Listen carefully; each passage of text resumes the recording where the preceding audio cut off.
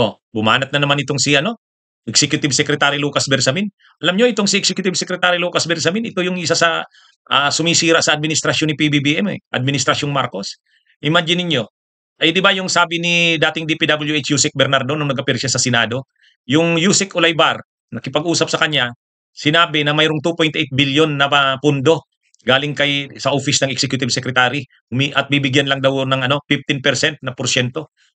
2.8 billion kukunin saan program funds. At nang na-submit niya daw yung lista ng projects, kaagad-agad na-release daw yung pondo. Kaya binigay niya rin daw naman yung 15% na commission. Saan yon?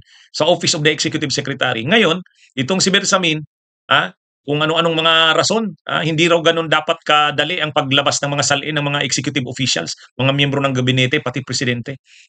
Kailangan daw may malinaw na rason o guidelines diyan. Ay, Bersamin, kung ano-ano pang palusot mo.